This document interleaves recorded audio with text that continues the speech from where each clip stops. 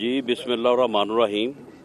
मैं आज की इस तकरीब के हवाले से और यहाँ पे जो हमारा हाज़िर होने का मकसद है उस हवाले से मैं मुख्तसरन बयान कर दूँ, तो उसके बाद फिर जो क्वेश्चन या जो मालूमात आप चाहें तो उसके लिए फिर मैं हाज़िर हूँगा। पीडीएम का 30 नवंबर को मुल्तान में जलसा है और इस जलसे को पीडीएम में शामिल जमातें ये समझती हैं कि सऊद का ये एक रेफरेंडम होगा इस नाअहल और नालायक टोले के ख़िलाफ़, जिसने इस हुकूमत में आके या इस मुल्क पे मुसल्लत होके जो है वो इकॉनमी का भट्ठा बिठा दिया, खारजा महाज पे मुकम्मल नाकामी और ऐसी गलत पॉलिसियां अपनाई हैं कि दुकानदार की दुकान नहीं चलती, जो सड़क पे रेहड़ी लगा के खड़ा है वो भी रो रहा है और जो 10 करोड़ की फैक्ट्री बना के बैठा है उसका भी कोई हाल नहीं है। यानी कारोबारी तौर पे लोगों का जो है वो बुरा हाल है और हर तरफ जो है वो यानी एक रिसेशन है, और ये जो रिसेशन है ये मौजूदा हुकूमत की नाकस पॉलिसियों की वजह से है। फैसलों में बर वक्त फैसलों का ना होना और गलत फैसलों का होने की वजह से किसान जो है, किसान से जो है वो एक गलत पॉलिसी अपना के जो है ज़बरदस्ती गंदम जो है वो 1300 और 1400 में खरीदी गई। फ्लोर मिल्स को ज़बरदस्ती गंदम की खरीदारी से रोका गया जो एक नाक़िस पॉलिसी थी। और उसके बाद अब सूरत हाल ये है कि जब किसान से गंदम उठा ली जिसने पैदा की, तो उसके बाद उसका रेट 1800, 2000 और अब उससे भी बढ़ के जो है वो 2400-2500 पे है। और नज़र ये आ रहा है कि आने वाले दिनों में खुदा ना खास्ता खदशा है कि आटे का बहरान ना पैदा हो जाए। ये सिर्फ और सिर्फ गलत पॉलिसी, गलत फैसला और बर वक्त फैसले ना करने की वजह से हुआ है। चीनी पहले बरामद की गई, चीनी की कीमत को बढ़ाया गया, उसके बाद फिर दरामद करने का फैसला करके फिर 6 माह तक उसको डिले किया। चीनी माफिया को मौका दिया कि वो कम से कम जो है वो 250-300 अरब का डाका डाले आम आदमी की जेब के ऊपर। और अब जो है जब क्रशिंग सीजन शुरू हो रहा है तो अब जो है वो चीनी भी जो है वो बाहर से जो है वो आ रही है। सिर्फ 3-4 मदाद में, जिसमें चीनी है, जिसमें आटा है, जिसमें बिजली है, गैस है, यानी आटा उतना ही लोग, चीनी उतनी ही इस्तेमाल की है, बिजली उतनी ही इस्तेमाल की है, गैस उतनी ही इस्तेमाल की है, लेकिन 2375 अरब रुपए ज़्यादा अदा किए हैं लोगों ने, आम आदमी ने। ये है लोगों का हशर इसने किया कि गलत कीमतें बढ़ाईं। अब एक मिसाल मैं दे देता हूँ कि ये कहते थे कि ये जो सर्कुलर डेट है ये तो इनकी वजह से है, ये तो ये है, ये तो करप्शन है और ये सब्सिडी दे रहे हैं जी। जब हमारी गवर्नमेंट गई है तो ये को तकरीबन 1100 अरब के करीब थी। अब इन्होंने तमाम सब्सिडी ख़त्म कर दी, बिजली की कीमतें बढ़ा दी और लोगों को जो है वो उतनी ही बिजली इस्तेमाल करने पे जितनी रकम अदा करनी पड़ती उससे दुगना बिल देना पड़ा और सर्कुलर डेट जो है वो इस वक्त 2200 है।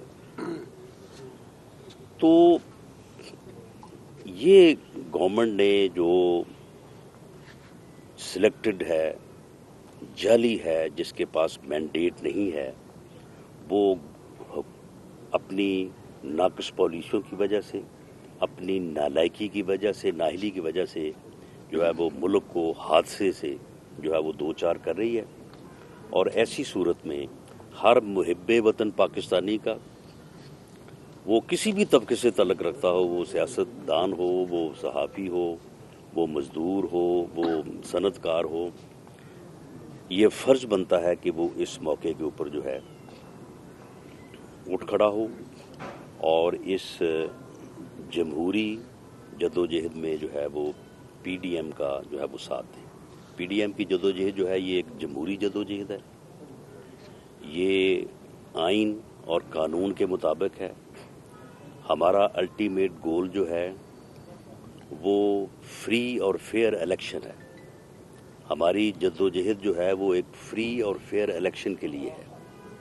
اور پاکستان مسلم لیگ نون کا اور اس کے قائد کا جو بیانیہ ہے کہ ووٹ کو عزت دو، وہ بیانیہ یہ ہے کہ ووٹ کے فیصلے کو تسلیم کرو. یہ ملک جو ہے یہ ووٹ کی طاقت سے بنا، اسے ووٹ کی طاقت سے چلاؤ. یہ عوام کی رائے سے بنا، اسے عوام کی رائے سے چلاؤ. اور اگر ہم 70 سال جو ہے عوام کی رائے پہ چلتے، عوام کے فیصلے کو تسلیم کر کے چلتے، تو آج ہم بہت آگے ہوتے، سرخرو ہو چکے ہوتے، کامیاب ہو چکے ہوتے. لیکن ہم ناکامیوں میں دھکے کھا رہے ہیں. اس کی وجہ صرف یہ ہے کہ ہم نے ووٹ کو عزت نہیں دی اور ووٹ کے فیصلے کو، عوام کے فیصلے کو جو ہے وہ تسلیم نہیں کیا. تو اس بنیادی مقصد سے یہ جو جدوجہد شروع ہوئی ہے، اس کا پہلا مرحلہ ہے. اس مرحلے میں جو ہے وہ جلسوں کا اہتمام ہے. اس کے بعد اس کا دوسرا مرحلہ بھی آئے گا اور اس کا تیسرا مرحلہ بھی آئے گا.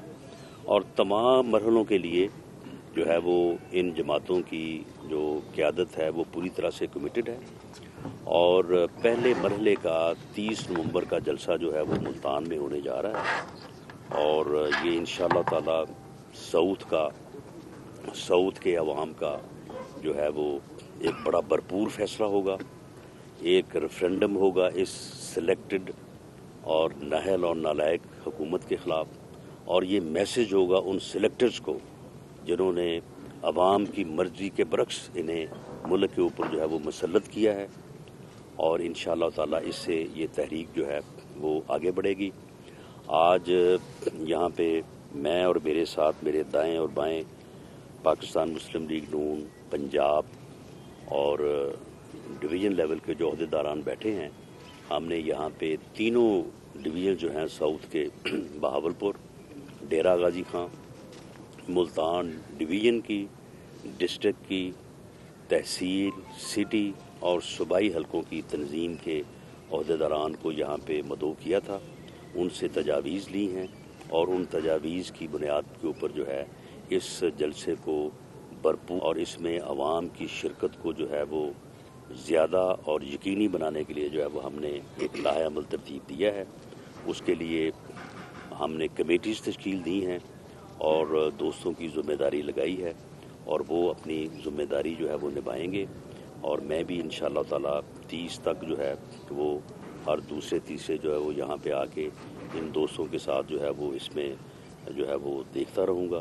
اور ہم امید کرتے ہیں کہ انشاءاللہ تعالی 30 نومبر کا ملتان کا جلسہ نہ صرف ملتان کی تاریخ میں بلکہ پاکستان کی تاریخ میں ایک بے مثال جلسہ ہوگا.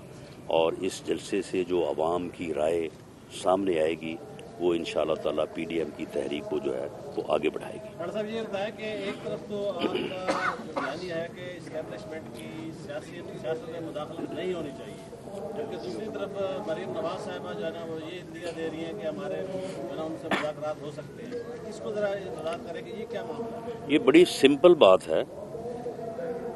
مذاکرات ہو سکتے ہیں. مذاکرات یہی ہوں گے کہ آپ سیاست میں مداخلت نہ کریں.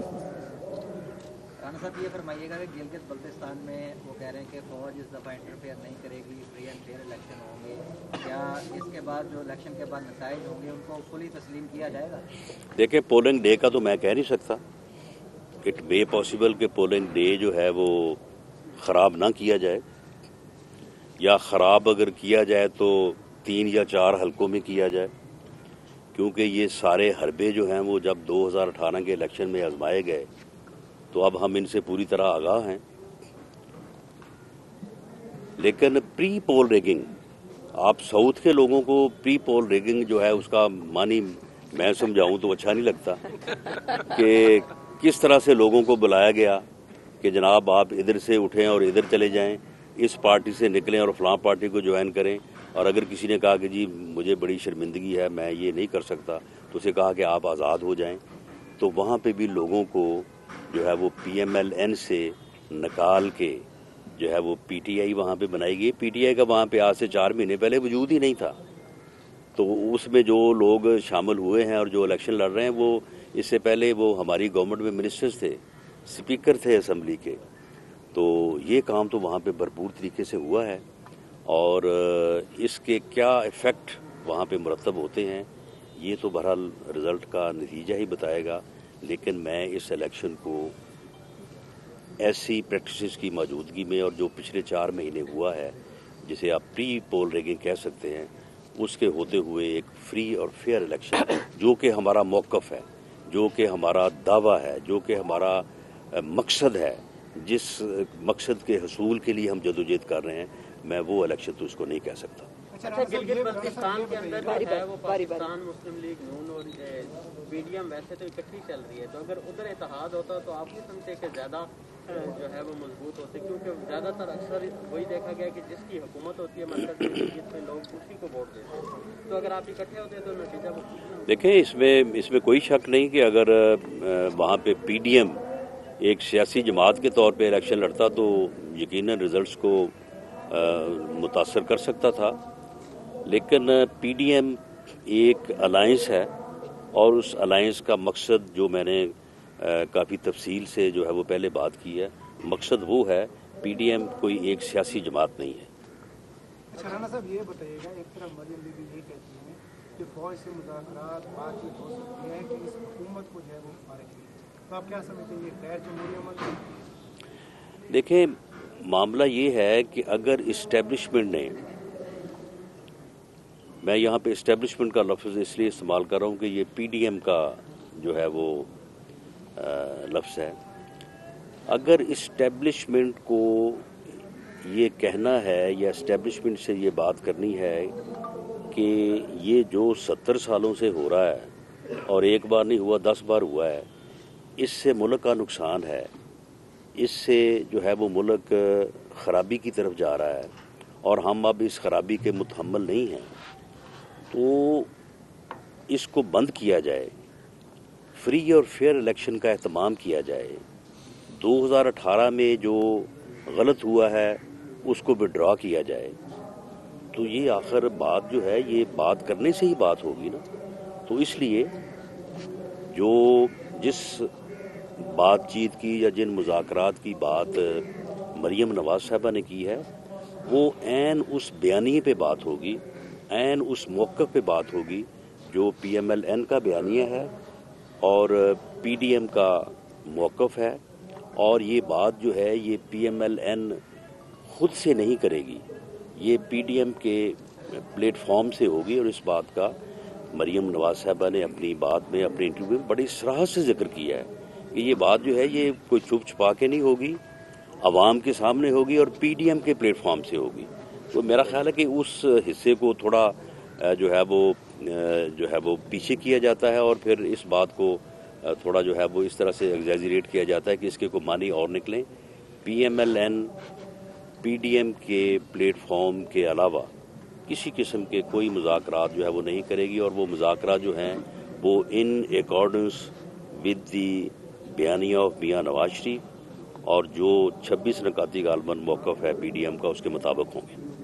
اچھا اگر آپ حکومت کے خاتمے کے لیے واقعی سنجیدہ ہیں تو مسلم لیگ نون और पीपल्स पार्टी की सिपाही हुकूमत है, आपकी कौमी हुकूमत है, तो इस्तीफे देकर भी तो हो सकता है, तो उस तरफ क्यों नहीं जा रहे हैं? नहीं, इस्तीफे जो हैं किसी भी तहरीक में इस्तीफे देना भी एक ऑप्शन होती है, लेकिन आम तौर पे ये समझा जाता है कि जब सड़क गर्म हो तो फिर जो है वो इस्तीफे देना मुनासिब होते हैं। तो सड़क गर्म कर रहे हैं, तो जैसे ही गर्म होगी इंशाल्लाह इस्तीफे भी दे देंगे। सर, पहले आप कहते थे चीनी चोर भाग गया मुल्क छोड़ के, अब वो जहांगीर तरीन साहब वापस आ चुके हैं और आपकी तरफ से कोई बयान उनके बारे में? देखें जी, वो जो है वो बाकायदा जो है वो डील के तहत आए हैं और उनके ज़ुम्मे ये काम लगा है कि वो आगे जोड़ तोड़ के वो मास्टर हैं। तो अब उनको सारी माफ़ी तलाफी हो गई है।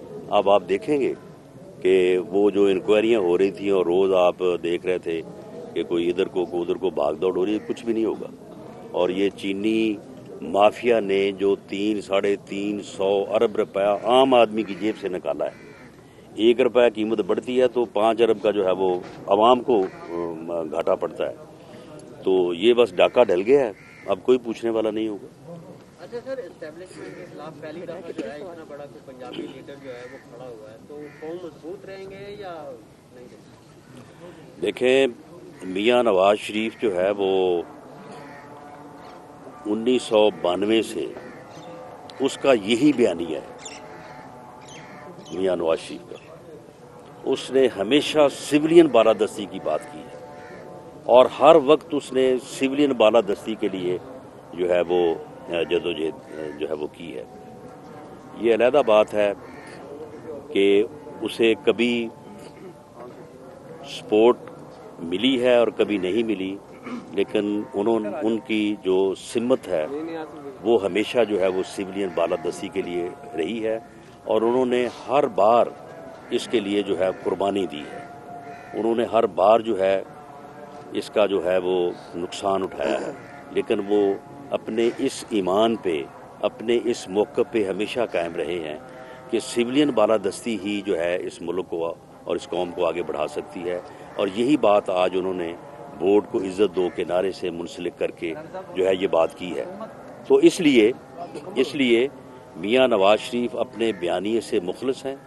इंशाअल्लाह ताला वो अपने बयानिए के साथ खड़े हैं और इस मर्तबा मुझे ये महसूस हो रहा है कि उनकी जमात भी और अवाम भी पहले से ज़्यादा मजबूती और ताकत के साथ उनके साथ खड़े हैं। इसलिए कामयाबी जो है वो इंशाअल्लाह इस मर्तबा जो है वो यकीनी है। हुकूमत बड़ी पूरी उम्मीद है कि नवाज शरीफ साहब को वापस ले आएंगे। उनका कहना है कि वो लंदन से जो है अगर मूव कर जाते हैं सऊदीया तो हमारी फिर भी कोशिश होगी हम उनको वापस लेंगे। क्या कहना चाहिए? ये बस उनकी ख्वाब ख्याली है। मियां नवाज शरीफ ने वापस तो आना है, ये तो हो नहीं सकता कि मैं ये कहूँ कि जी मियां नवाज शरीफ को ये वापस नहीं ला सकते या वो वापस नहीं आ सकते। मियां नवाज शरीफ वापस आएंगे।